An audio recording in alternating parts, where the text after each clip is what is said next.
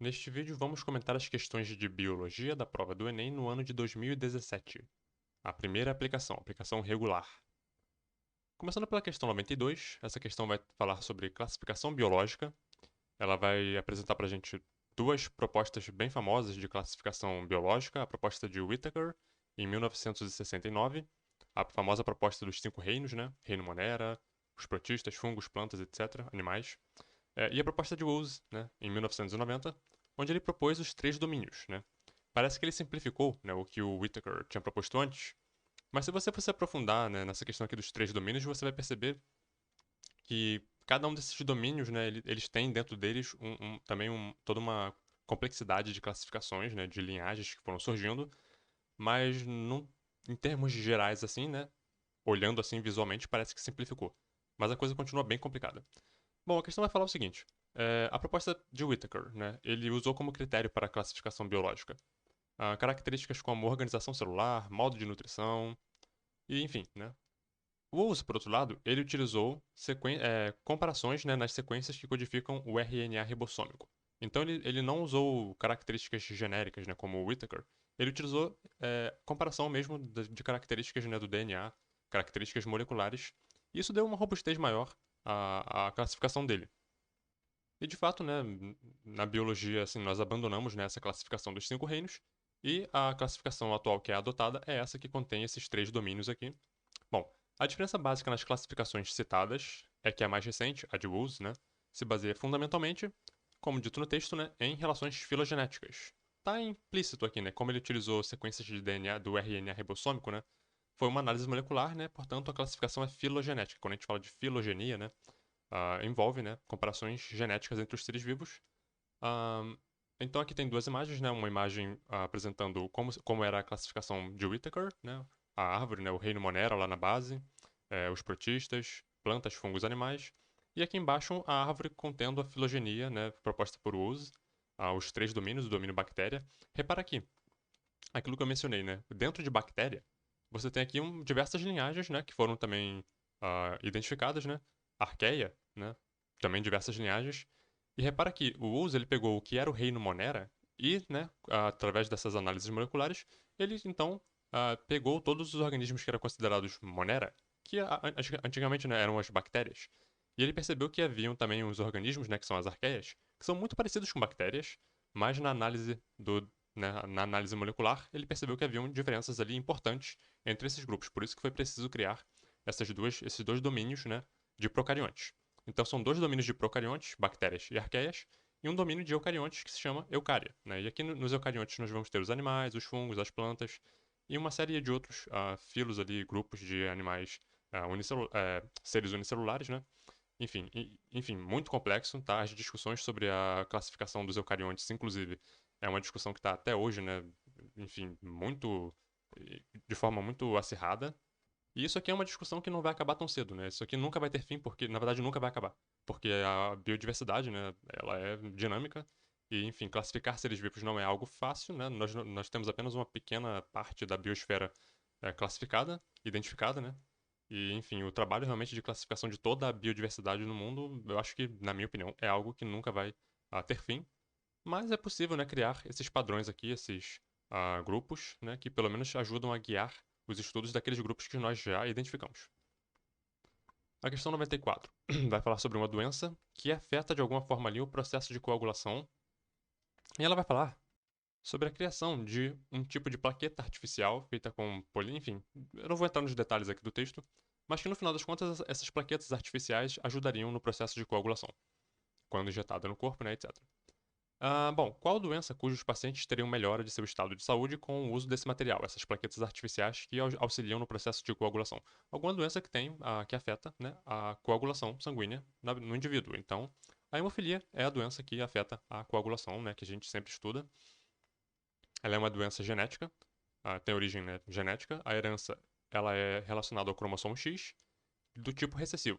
Assumindo aqui que existe, né, relação de dominância e recessividade no cromossomo X, que é algo que existe alguma disputa sobre isso, mas assumindo que existe, então ela seria X recessivo, a hemofilia pode ser tipo A ou B, e o que vai diferenciar uma da outra é qual o fator de coagulação que vai estar sendo afetado. Então, no tipo A, o fator 8 está afetado, e no tipo B, o fator 9 está afetado. São diversos, né? Tem uma lista de fatores de coagulação. Enfim, isso aí é um tema também que é importante a pessoa dar uma lida, né? Dar uma estudada sobre. Bom, sintomas da hemofilia: hemorragia intensa. A pessoa sangra de forma descontrolada. Um pequeno corte pode gerar um sangramento intenso. Possíveis tratamentos para hemofilia podem envolver a administração direta, né, do fator. Então, você pegar o fator e administrar na pessoa, para que ela possa, então, completar a cascata de coagulação.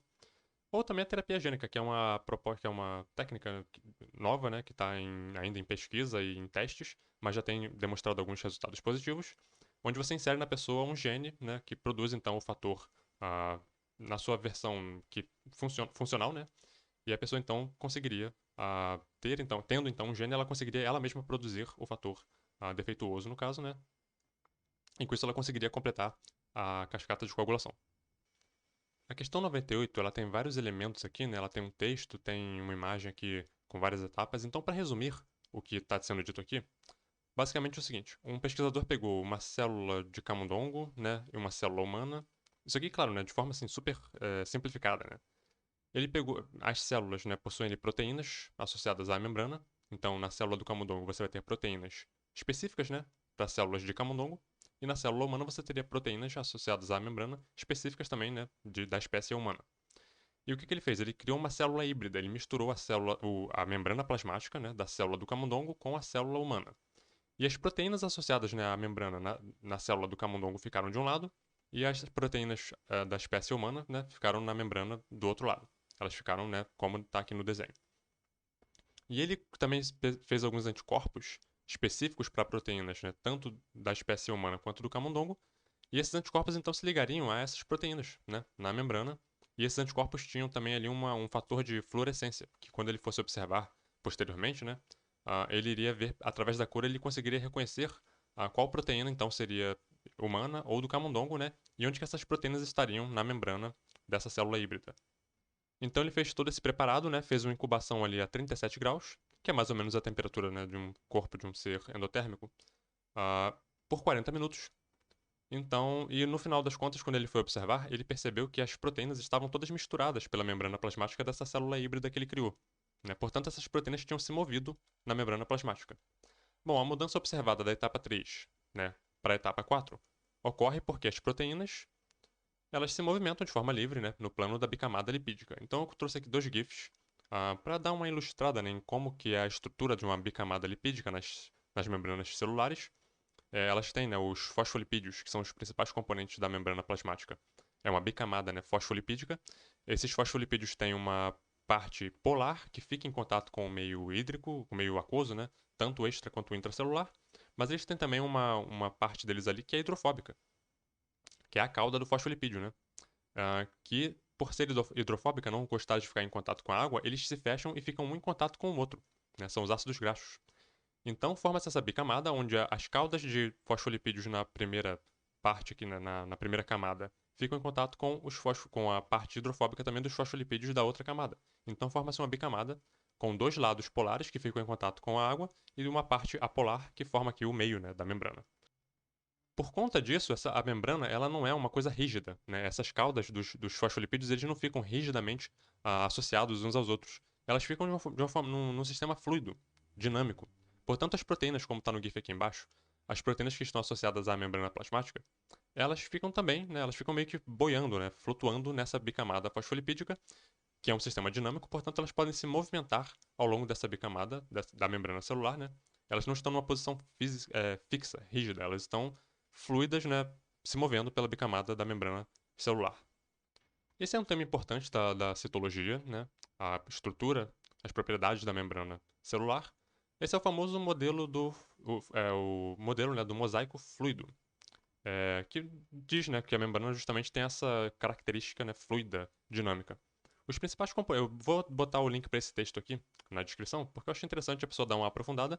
Tem textos também em português aí na internet, a pessoa consegue achar. Eu, particularmente, gosto muito desses textos aqui do LibreTexts Biology. Claro que nada substitui um bom livro, né? Então, um livro, Biologia Molecular da Célula, como estava lá na descrição, na legenda, né, da questão. Bom, mas basicamente, a composição das membranas plasmáticas, né, da bicamada lipídica, é composta por fosfolipídios, né, colesterol, a associação, né, dos lipídios com o colesterol. Proteínas, né, integrais de membrana, proteínas periféricas, então a proteína ela pode tanto estar atravessando a membrana completamente, como ela pode também estar apenas associada a uma das camadas, né, da membrana. E também carboidratos, né, formando o que a gente chama de glicocálise, que tem uma função ali de sinalização. Tudo isso é muito complicado, não dá para explicar em 5 minutos. É bom dar uma lida, né? Então vou deixar o link para isso aqui para a pessoa poder aprofundar um pouco. Tá aqui uma imagenzinha, né, da membrana plasmática. Esse texto aqui é muito bom, tá? Ele aprofunda bem, sem ficar cansativo. Aqui o fosfolipídio, né? Aquilo que a gente falou, os ácidos graxos, a camada, a parte polar dele, né? Que tem o fosfato e o glicerol. A parte apolar, que são os ácidos graxos, saturados e insaturados, enfim. Legal, né? Interessantezinho esse texto aqui. Vou deixar o link para ele para quem quiser dar uma aprofundada, ler aqui. A questão 105 é sobre ciclo do nitrogênio. Ela vai aqui contar uma historinha que no final da Segunda Guerra, se eu não me engano, sobrou ali um material, né, que o exército usava para construir explosivos, né, e ele era composto principalmente por nitrato de amônio, então, né, dois componentes ali nitrogenados, e eles começaram a utilizar o excedente disso que sobrou, né, que não ia mais precisar, para produzir fertilizantes. E eles extraíam desse nitrato de amônio, né, eles extraíam os nitratos, certo? Que aí utilizavam na agricultura como fertilizantes. Os nitratos, a gente sabe, são uma forma organicamente, né, biologicamente assimilável pelas plantas. As plantas conseguem assimilar os nitratos. Bom, no ciclo natural do nitrogênio, o equivalente ao principal componente desses fertilizantes, que é o nitrato, é produzido na etapa, então, em qual etapa do ciclo do nitrogênio os nitratos são produzidos. A pessoa teria que basicamente saber, né, as etapas do ciclo do nitrogênio, qual a forma do nitrogênio está surgindo em cada uma das etapas. Portanto, aqui seria na etapa de nitratação. Algumas pessoas podem pensar assim, mas aí a etapa de nitrificação, né? Sim, a etapa de nitrificação ela é dividida em duas subetapas, vamos colocar assim: nitrosação e nitratação. A nitrosação é quando acontece a transformação da amônia em nitrito. E depois, quando o nitrito é transformado em nitrato, é a etapa subetapa, né, de nitratação. Então, a etapa de nitrificação ela é subdividida em nitrosação e nitratação. Repara que o nitrato está sendo produzido na etapa de nitratação, que é como estava aqui na alternativa A. Portanto, essa seria a alternativa correta. Se a questão tivesse colocado a etapa de nitrificação e não tivesse nem nitratação nem nitrosação, nitrificação seria o correto. A questão 107 vai falar sobre antibióticos e bactérias. Bom, como diz o texto, os antibióticos são grupos de fármacos inseridos no tratamento de doenças causadas por bactérias. Sendo assim, na terapêutica das doenças mencionadas, alguns desses fármacos, antibióticos, né, atuam danificando estruturas específicas da célula bacteriana. A pessoa precisaria ser especialista em microbiologia para acertar essa questão? Creio que não. É uma questão que eu considero simples, né? Por exemplo, a pessoa poderia fazer por eliminação, né? A letra A, ativando o sistema imunológico do hospedeiro. Ativar o sistema imunológico, quem faz são as vacinas, né? A vacina apresenta ali né? Você introduz um antígeno e o sistema imunológico da pessoa vai começar então a produzir anticorpos contra aquele antígeno. Então isso aqui seria mais a ação de vacina. A letra B, por outro lado, eu consigo entender que algumas pessoas poderiam marcar isso aqui por falta de atenção, né? A letra B diz, interferindo na cascata bioquímica da inflamação, os antibióticos não vão atuar na questão bioquímica ali, né, nos efeitos da inflamação. Ela vai atuar diretamente, né, no micro-organismo, nas bactérias no caso, né, matando as bactérias através de algum mecanismo. Né, e existem diversos mecanismos aí, mas de novo, a pessoa não precisaria entender, né, pormenorizadamente os mecanismos de atuação de um antibiótico. Genericamente falando, né, danifica estruturas da bactéria. Ótimo, perfeito. Repara que a letra D coloca combatendo as células hospedeiras das bactérias. Isso aqui praticamente seria o quê? Um suicídio, né? A pessoa iria se matar para poder matar as bactérias. Efetivo, né? Se a pessoa morre, se o hospedeiro morre, o parasita também morre, né? Mas isso aqui claramente não seria o princípio, como é que fala? O modo de ação que você esperaria de um antibiótico, né? Matar suas células para matar as bactérias. A questão 109 traz um tema super interessante. Na legenda aqui do texto, né, na fonte do texto, ela diz o seguinte: nanotubos de carbono incrementam a fotossíntese de plantas. Então, um incremento na fotossíntese através do uso de nanotubos de carbono. Como é que isso acontece? Bom, o texto vai fazer aqui uma introdução, né? Pesquisadores conseguiram estimular a absorção de energia luminosa, né, portanto, luz, fótons, certo? Em plantas, graças ao uso de nanotubos de carbono. Nanotubos de carbono se inseriram no interior de cloroplastos por uma montagem espontânea. Isso aqui tudo é muito técnico, né? É a metodologia de como eles fizeram o experimento lá, né? Através das membranas dos cloroplastos. Aí ela vai falar um pouco sobre fotossíntese, né? E aqui no meio tem uma coisa interessante. Os nanotubos de carbono podem absorver comprimentos de onda habitualmente não utilizados pelos cloroplastos. Então é daí que vem, né, esse aumento na eficiência da fotossíntese, né? Bom, o aumento da eficiência fotossintética ocorreu pelo fato de os nanotubos de carbono promoverem diretamente a absorção de fótons, né? Energia luminosa, né? Esse texto é muito interessante, a pesquisa toda, o experimento todo foi muito interessante, porém a leitura do artigo original, que eu tenho acesso a ele, é muito complicada. Eu vou mostrar aqui para vocês apenas para mostrar um pouco, né, da estrutura assim, do artigo e algumas imagens que tem lá nele. Eu vou colocar um link, né, para o texto, e vou logo adiantando, ele é um texto pago, né, da revista Nature. Existem formas de você ter acesso a ele sem ter que pagar, né, mas eu não vou nem me aprofundar muito nisso não. Enfim, bom, é um texto de 2014, certo? Portanto, não é nenhuma novidade, mas a questão trouxe, então vamos, né, dar uma olhada nele. O título dele aqui, né, falando sobre o aumento, né, da fotossíntese. Ah, Quando você pega um artigo científico assim para ler, o mais interessante de tudo é quem está com, né, às vezes lendo muitos artigos, né, de uma vez só, buscando uma informação específica, dá sempre uma olhada no resumo dele. No começo de todo artigo científico vai ter um resumo aqui, que geralmente assim é um resumo, né, como o próprio nome já diz, onde o autor vai colocar aqui a maioria das informações necessárias para você entender por que essa pesquisa é importante, algumas questões técnicas da metodologia que ele possa achar importante e um resumo bem resumido mesmo, do que seriam os resultados do trabalho. Então, só pela leitura do resumo você já consegue ter um panorama do que esse artigo contém. E em relação ao tema que a questão trouxe lá, aqui ele diz, ó, aqui nós mostramos que, né, os nanotubos de carbono, transportados passivamente e irreversivelmente, né, através das camadas, né, do cloroplasto, promovem 3 vezes mais, né, o aumento da atividade fotossintética do que os controles, né, os que não continham os nanotubos, e aumentam, né, o transporte de elétrons, que tudo isso é fundamental ali na etapa da fase clara da fotossíntese, né, portanto relacionado ali com a energia luminosa, né, os fótons. Enfim, a gente pode dar uma passeada bem breve aqui. Justamente essa imagem aqui, que eu acho super interessante. Isso aqui seria o nanotubo, né, uma ilustração, claro, né, e ele atravessando de forma diretamente, né, as membranas do cloroplasto e se instalando lá dentro e então fazendo ali, né, a atividade que ele está de captar, né, essas frequências de luz, proporcionar esse aumento, né, na captura desses fótons em comprimentos de onda que as plantas geralmente não utilizam. Então a letra C ali, né, transporte através das membranas do cloroplasto, através de kinetic trapping, não consigo traduzir isso aqui perfeitamente, né, por trocas lipídicas. Basicamente, né, explicando o mecanismo de como que esses nanotubos atravessam as membranas.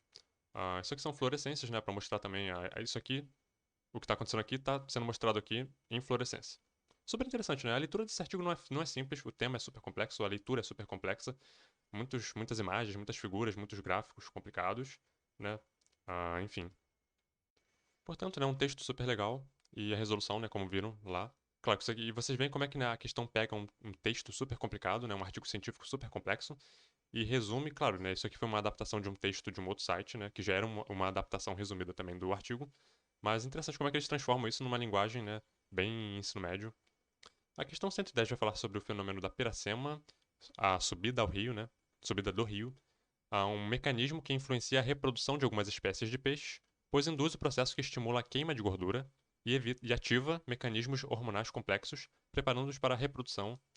E aí vai falar sobre como que intervenções entrópicas, especificamente a construção de barragens em usinas hidrelétricas, poderiam então estar ali impactando, né, interferindo na reprodução desses animais que dependem desse fluxo do rio para ter todos esses processos aqui que no final das contas preparam a reprodução da espécie. Essa intervenção antrópica prejudica a piracema porque reduz o percurso de migração. Então aqui tem uma imagem de uma represa, né, de uma barragem. Já discutimos esse tema anteriormente em outras provas, né, é um tema recorrente no Enem.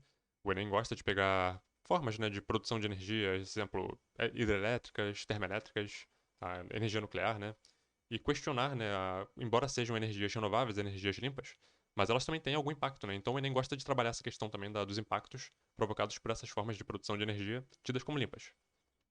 Essa questão foi tirada do texto O Impacto Ambiental das Barragens Hidrelétricas, de Pedro Malta. Vamos dar uma olhada nesse texto? Tá aqui, esse é o texto original, né, de onde foi tirada lá a parte textual da questão. Vamos dar um Ctrl F aqui em Piracema, já está até marcado ali, ó, porque eu já tinha entrado aqui antes, né, óbvio, para ver se o link estava funcionando.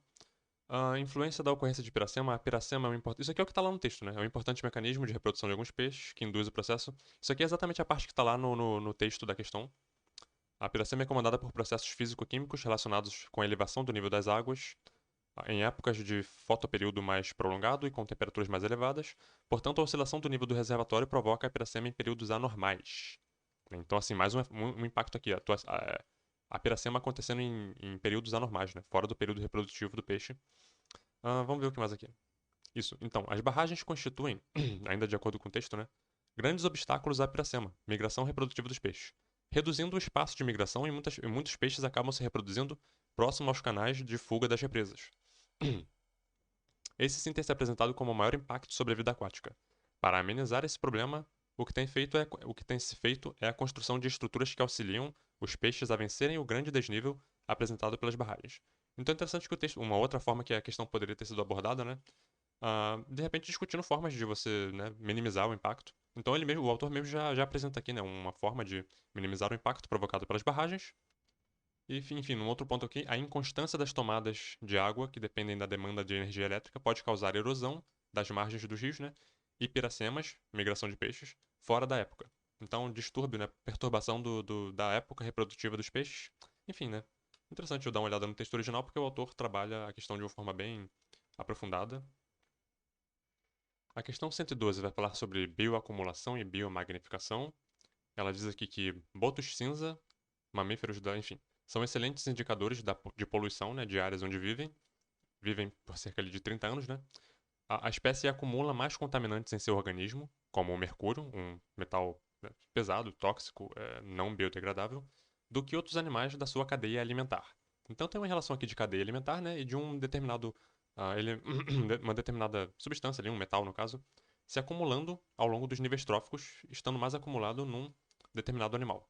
Bom, os botos cinza acumulam maior concentração dessas substâncias porque estão no topo da cadeia alimentar, que é o tema, né, da biomagnificação que a gente estuda em ecologia. Então tem aqui uma pirâmide, onde a gente vê que nos organismos produtores, nos primeiros níveis tróficos, né, a concentração, embora a biomassa seja maior, mas a concentração, né, por biomassa, ela é bem menor.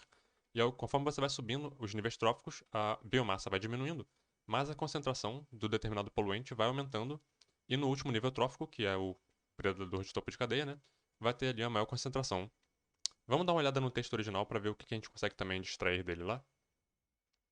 Bom, então esse aqui é o texto original, né? No site original. Um dos problemas que a gente tem com esses textos do Enem, principalmente as provas mais antigas, é que a maioria dos links já não funciona mais, as páginas já não existem. Olha aqui, essa página aqui, por exemplo, as imagens já nem carregam, né? Então, assim, é uma pena que a gente perde na informação. Mas, enfim, todas as vezes que eu conseguir trazer o texto original a partir de agora, eu vou tentar trazer. Bom, esse aqui então é um texto de Bárbara Marcolini, né? Foi escrito em 2009, um texto que não é novo. E vamos ver aqui aquela parte que a gente vê lá do topo de cadeia. Aqui, ó. Os botos cinza, mamíferos, blá blá blá, né? É aquela parte que está lá no texto, ó. Acumulam mais contaminantes em seu organismo do que outros animais. Além disso, a espécie está no topo de cadeia, né? E por isso acumula mais contaminantes. Isso. A contaminação por mercúrio representa uma ameaça não só às espécies marinhas, enfim, absorção de metal, né? Malformação fetal. Aqui, impactos do consumo, né? Da absorção desses materiais, por exemplo, em seres humanos, né? Problemas com a má formação fetal, lesões hepáticas, enfraquecimento do sistema imunológico. Então, a pessoa, por exemplo, que se alimenta de, por exemplo, peixes e frutos do mar, de ambientes que têm esses metais pesados, o mercúrio, por exemplo, elas sofrem com sintomas, né, na saúde gravíssimos ao longo do tempo. E lembrando que o ser humano ele é um predador de topo de cadeia, né? A gente está comendo ali enfim, os animais que estão nos níveis tróficos superiores. Então a gente come peixe carnívoro, né? A gente come até mesmo peixes herbívoros também, mas enfim. Lembrando que nesses níveis tróficos a concentração desses materiais já são bem grandes. Deixa eu ver se tem mais alguma coisa importante. Ah, basicamente nessa parte aqui ela fala que aquela parte lá, né? Eles são grandes, os golfinhos, né? Botos cinza, na verdade. Grandes aliados no monitoramento das condições dos mares. A análise dos animais foi usada para apontar níveis de contaminação. E então, assim, sabendo, né, que uma determinada área está contaminada por mercúrio, por exemplo, a população local ela tem que ser avisada, né? E, enfim, inclusive ser não recomendado o consumo de determinado peixe, determinado produto que esteja sendo produzido ali, mariscos, né, naquela região. Então é interessante, né? Além disso, você saber que um determinado rio está contaminado também tem uma importância ambiental, ecológica, né, no fato de que os rios, eles, né, eventualmente eles vão desembocar, né, no mar. Então eles estão levando esses contaminantes também para o mar, né? E está contaminando outras áreas, outras partes, com um material que não é biodegradável e que vai se acumular, enfim. E de onde vem esse mercúrio afinal, né? Bom, segundo os estudos, né? O mercúrio encontrado pode ser decorrente de produtos usados na indústria e na agricultura da região. Então, atividade industrial e agricultura, né?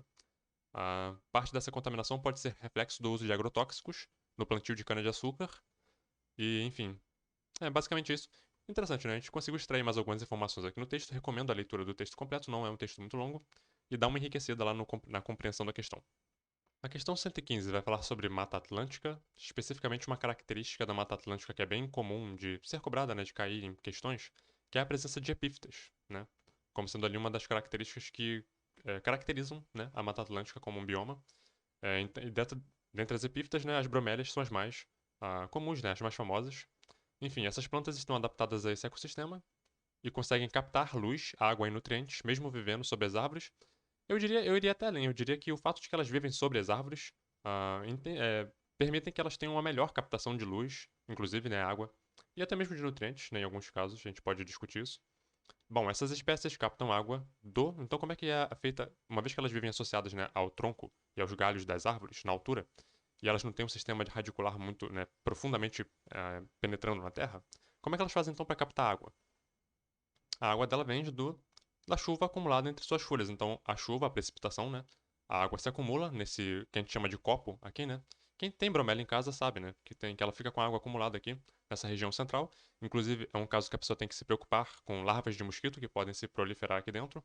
Mosquito da dengue, por exemplo, que gosta de água limpa e parada. Então a pessoa tem sempre que tomar cuidado para ver se não está criando mosquito aqui dentro, porque ela acumula essa água e essa água que é importante, porque é daqui que ela utiliza, né, que ela retira a água que ela utiliza nos processos vitais dela. Quem quiser ler um pouquinho mais sobre bromélia, eu vou colocar um link para esse texto aqui. Um texto pequenininho, só duas páginas, né? Mas ele fala de bromélias, né? As bromélias são plantas epífitas e terrestres, muito importantes. Elas podem também crescer na terra, obviamente. Elas são consideradas agregadoras de biodiversidade, pois formam verdadeiros ecossistemas em seu interior, naquela parte central, né? Inclusive quando eu falei de larvas de mosquito, né? Sim. Bom, isso porque essas plantas mantêm um reservatório de água entre suas folhas, o qual pode chegar a litros em algumas espécies, né? Tem bromélias enormes, né? Bromélia imperial. Então ali um exemplo, né? Uma imagem. Enfim, uma leitura super leve para quem quiser saber um pouquinho mais sobre bromélias e a importância ecológica delas. A questão 118 traz um tema super complicado, né? O texto que ela traz aqui, né, que deu base para a questão, é um texto super complicado, de genética avançada mesmo. Ela vai falar sobre essa doença, né, distrofia muscular Duchenne, que é uma doença que tem fator genético ali, associado, né, causada por uma mutação em um gene localizado no cromossomo X, um cromossomo sexual, né. Então ela tem ali algum daqueles padrões de herança que a gente estuda lá nos heredogramas, né, de herança ligada ao X, ela está associada ali a algum daqueles padrões ali. Pesquisadores estudaram uma família na qual gêmeas monozigóticas, portanto elas têm o DNA idêntico, né? São gêmeas, são clones uma da outra, eram portadoras de um alelo mutante recessivo para esse gene. Então aqui a gente já tem o quebra-cabeça completo. Se fosse uma questão sobre herança, né? É uma herança de X recessivo. Elas são heterozigotas, então elas são portadoras do alelo. Elas não expressariam, né? Numa situação normal, a característica. Mas o interessante é que uma das gêmeas expressou o fenótipo, portanto ela tinha distrofia muscular de Duchenne, e a outra não. E aí, o sentido, né, a razão dessa pesquisa toda foi justamente investigar isso, né? A diferença na manifestação da distrofia muscular do Duchenne entre as gêmeas poderia ser explicada por uma coisa que é uma coisinha mais chatinha da genética, um assunto mais avançado, né? Que é a questão da inativação aleatória de um dos cromossomos X em fase posterior à divisão que resulta nos dois embriões. Então, assim, qualquer organismo, seja homem ou mulher, que tenha dois cromossomos X, um deles vai ser inativado, né? Como eu coloquei aqui na imagenzinha, ó. Uma mulher, por exemplo, XX. Um dos X vai ser inativado e vai virar um corpúsculo de Barr. Se for um homem que só tem um X, não vai ser inativado esse cromossomo X, porque só tem um, né? Agora, se for um homem XXY, síndrome de Klinefelter, ele vai ter também um dos X inativos, formando um corpúsculo de Barr, e isso vai determinar esse fenótipo, né, Klinefelter. Se for, por exemplo, uma mulher XXX, ela vai ter um cromossomo ativo apenas nas células dela e dois cromossomos X inativos, dois corpúsculos de Barr. O que aconteceu com essas meninas aqui, as gêmeas? A gente tem aqui o processo de formação de gêmeos, né? A gente tem aqui a fecundação de um óvulo, formando então ali um zigoto, né? Esse zigoto ele sofre uma primeira divisão que forma dois zigotos idênticos, né? E cada um desses zigotos idênticos, que foram provenientes desse zigoto primeiro aqui, né? eles vão formar um indivíduo independente um do outro, portanto, os gêmeos monozigóticos, né? E o que aconteceu, o que a questão está dizendo aqui? A inativação de um dos cromossomos X, que você esperaria que acontecesse, né? Mas nas gêmeas, em uma delas, essa inativação aconteceu depois dessa fase aqui, né? Que gerou como a questão dele colocou, né? Fase posterior à divisão que resulta nos dois embriões. Então foi aqui. Uma inativou um X, que eu coloquei aqui em vermelho, né? E um outro zigoto inativou o outro X. E cada uma dessas células aqui, desses zigotos independentes, vão gerar ali, a partir deles, né? Um indivíduo que, portanto, vai ter vai expressar, né? Esse genótipo. Essa aqui que expressou, digamos, esse genótipo não expressou a doença, e essa aqui que expressou esse genótipo expressou a doença. O texto que eu falei da questão, que é super complicado, né, é esse aqui. Skewed X inactivation in a female monozygótico, né? Twin result in Duchenne muscular dystrophy, no jornal de genética, né? Americano de genética. Deixa eu dar uma ampliada aqui. Eu não vou ler isso aqui, e recomendo assim, isso aqui é só pra quem realmente gosta do assunto, né? É uma leitura super complicada, mas é aquilo que eu já falei, né? Tem o abstract aqui, o sumário, né? O resumo no começo, onde ele vai dar toda a contextualização do porquê dessa pesquisa ser importante, e, enfim, já dá aqui também alguns resultados, ah, primariamente, né? Vai falar sobre os materiais e métodos. Por que eu estou mostrando isso aqui? Porque eu vou colocar um link para esse texto, né? E para quem se interessar, deixa eu tentar diminuir aqui só para mostrar o plano geral. Como que o texto, né, ele traz toda a os materiais e métodos, né, ele especifica direitinho, né? Todos os achados aqui, um heredograma, né? Interessante, né? Vamos dar uma olhada nesse heredograma aqui, vamos ver se a gente entende ele. Ó, um pai não afetado, né? Porque se fosse afetado estaria preto. A mãe, ela tem uma bolinha no meio. Portanto, a gente pode inferir o quê? Que ela é portadora, né, do... Aqui, ó. Ok. Não explica muito não, mas basicamente é isso mesmo, né? Ela é portadora da condição. E aqui, essas aqui são as gêmeas, ó. Uma portadora, mas não expressou, a outra expressou, né? Interessante. Aqui um heredograma, né? Vê que aqueles heredogramas que a gente traz geralmente nas questões são simplificações, né? Os heredogramas na vida real são bem mais complicadinhos, já trazem, assim, né, outros elementos. E aí é interessante a pessoa dar uma aprofundada. Por isso que eu vou colocar o link para esse texto aqui para quem quiser ler. É uma leitura em inglês, super complicada, mas enfim. A questão 129 vai falar sobre terapia celular. Eu comentei sobre terapia gênica bem brevemente lá naquela questão sobre hemofilia, né? A terapia celular, diferente da terapia gênica, é você inserir, né, um gene na pessoa para a pessoa passar a produzir determinada proteína.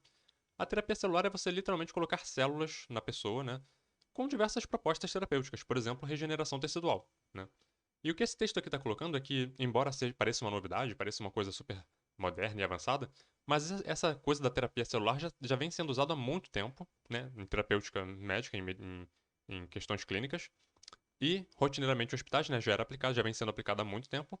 Essa técnica, portanto, da terapia celular, né, que já está há tanto tempo sendo aplicado, seria o quê? Transfusão sanguínea, para fazer o quê? Regeneração tecidual do tecido sanguíneo, nada mais é do que uma terapia celular, né? A questão 132 envolve estrutura do DNA, um tema também já bem batido e bem, né, comentado e estudado.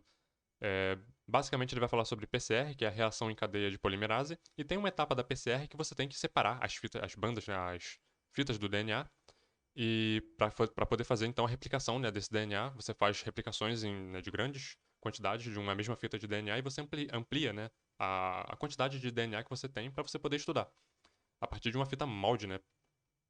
Bom, então ele vai falar um pouco aqui sobre as ligações que existem entre as bases, né? Então, por exemplo, entre adenina e timina você vai ter duas ligações de hidrogênio, e entre guaninas e citosinas você teria três ligações de hidrogênio. E, portanto, a gente pode inferir que para você quebrar, para você romper duas ligações é mais fácil do que você romper três ligações, certo? Enfim, basicamente é isso. Qual dos segmentos de DNA, partindo desse princípio, né, seria o primeiro a desnaturar totalmente durante o aumento da temperatura, na etapa ali, né, da PCR? Seria o que tivesse maior quantidade de adeninas ligadas a timinas, né, que são duplas ligações, portanto a letra C. Né? Então tem aqui uma imagenzinha, adenina com timina, duas ligações, guanina com citosina, três ligações. Isso aqui é mais fácil de quebrar que isso aqui. Por fim, a questão 135 vai falar sobre a anatomia do olho. Vai dizer, né, que a retina é um tecido sensível à luz, localizado na parte posterior do olho. Toda aquela coisa, né, de anatomia do olho que a gente já está acostumado. É, Nesse tecido encontram-se vários tipos celulares específicos. Um desses tipos celulares são os cones. Então a pessoa tem que saber, né, a diferença de cone e de bastonete. Né? Os cones convertem sinais, diferentes comprimentos de onda em sinais elétricos. E aí, eventualmente, né, se comunica ali com o cérebro faz a tradução, né, daquilo que está chegando em termos de sinais ah, de luz, né? Eventualmente sinais elétricos, né? Através do nervo, né? Do nervo óptico. Chega ao cérebro, o cérebro decodifica aquilo ali e forma a imagem que a gente entende, né? Como sendo algo que a gente está vendo. Então os cones, eles vão lidar, né, com comprimentos de ondas diferentes, portanto cores, né? E os bastonetes vão estar mais preocupados ali com a questão das intensidades, né? Do claro e escuro, etc. Basicamente esse que é o conceito aqui. Em relação à visão, a degeneração desse tipo celular, dos cones, irá fazer o quê? Portanto, comprometer a capacidade da visão em cores, né? O conceito aqui que a pessoa tem que ter em mente é esse. Os cones, eles atuam na diferenciação das cores, certo? A percepção da cor. Então eu coloquei aqui algumas imagens só para ilustrar, né? O diferente tipo de cone, tem o cone para cor vermelha, para cor verde, para cor azul.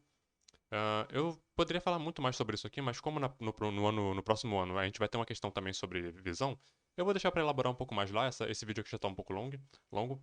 E basicamente então fiquem de olho no próximo vídeo, fiquem de olho, né? No próximo vídeo, porque eu vou falar um pouco mais sobre sistema visual. E, enfim, ficamos por aqui.